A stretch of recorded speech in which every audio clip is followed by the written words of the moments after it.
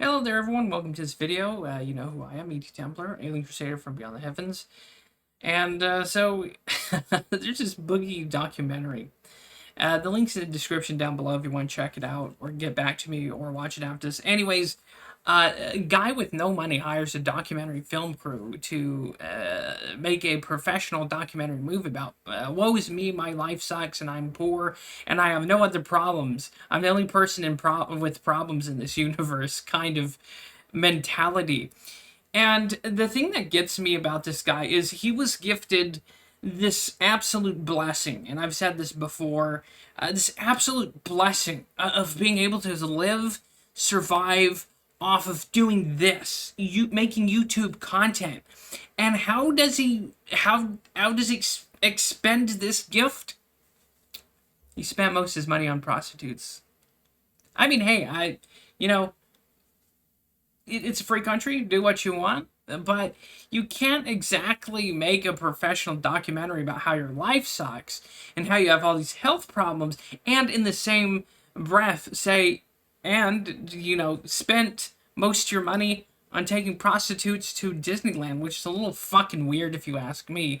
But yeah, it's like, and then it's just 55 minutes of like, I wouldn't even recommend watching this documentary, because anything supporting, anything that's going to tug at the heartstrings and like get more money to this narcissistic dickhead, is bad. You can take that money and you can literally enrich anyone else's life with it. You can put it into charity, right? Red Cross, even though like only 20% of it's going to go to people in need, but you can take that money and find charities and stuff instead of supporting a guy who is just a narcissistic like prick, if you ask me.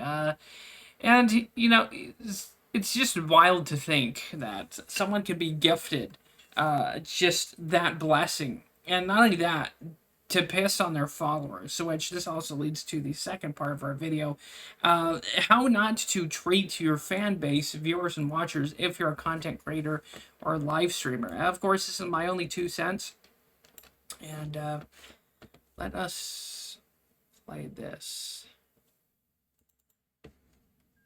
Whoop. Oh, and head for ourselves.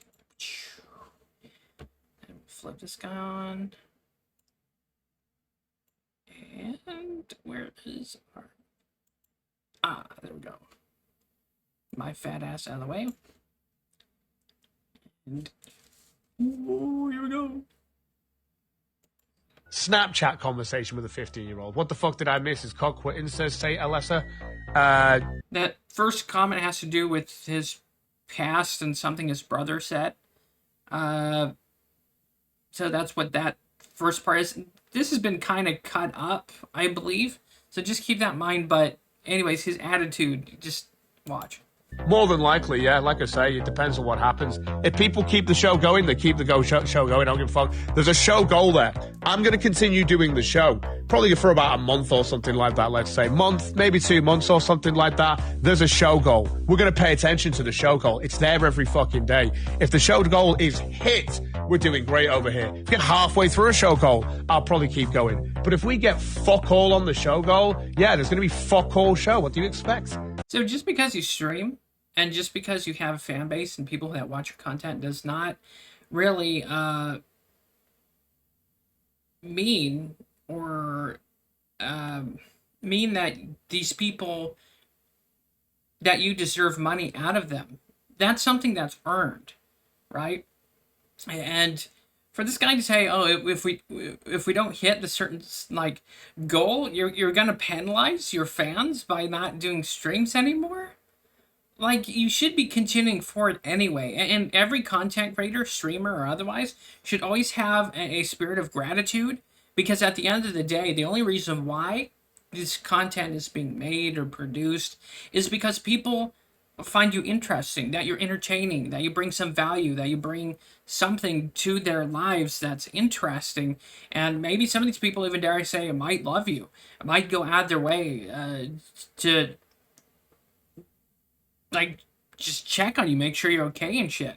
But yeah, you foster this community. These people donate times out of their life and even some of their money, And that should always be approached from gratitude, because at the end of the day, without these people that support your streaming, your content, you're basically just some asshole on the internet.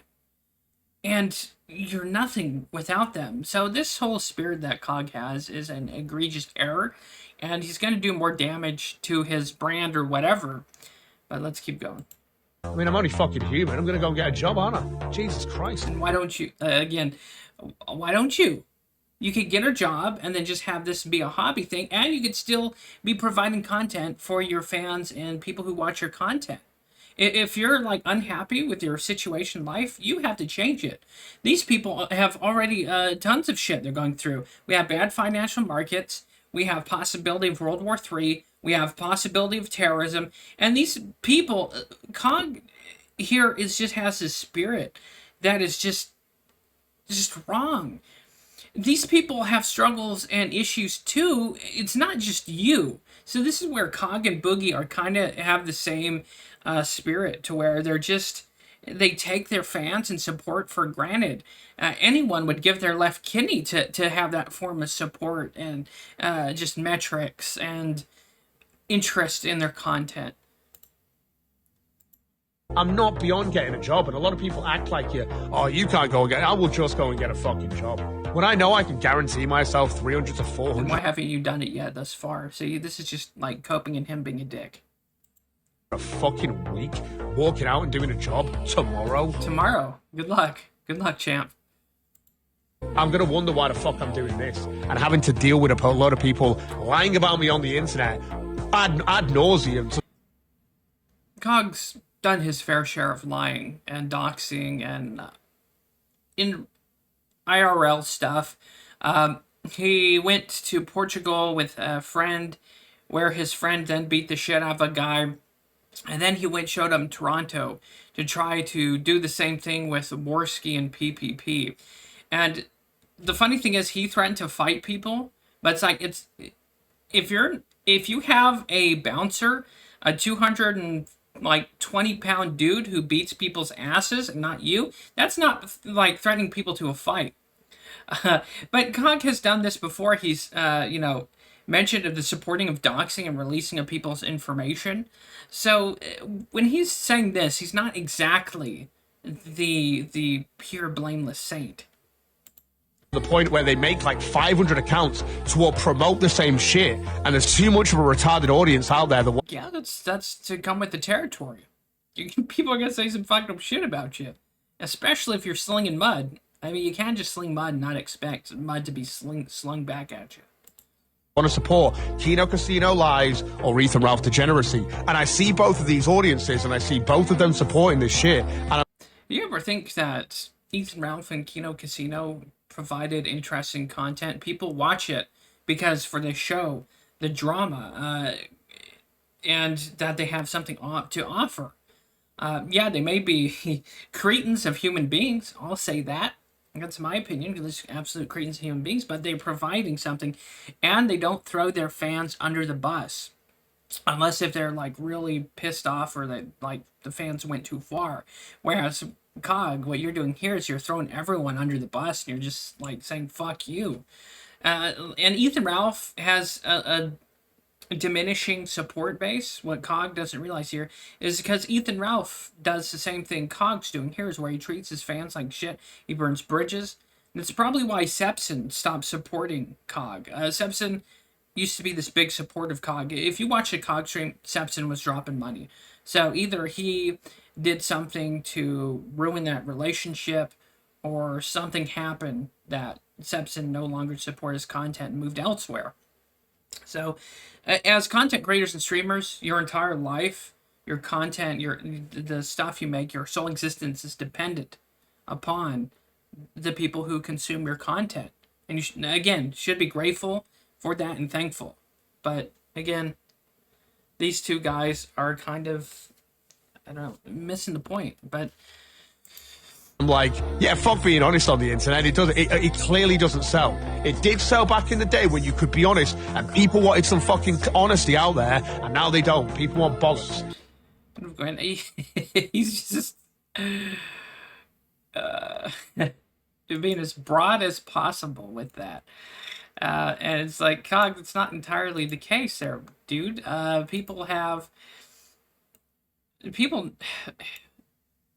people know what's bullshit and what's not, and what's like, upscaled for, drama and comedy.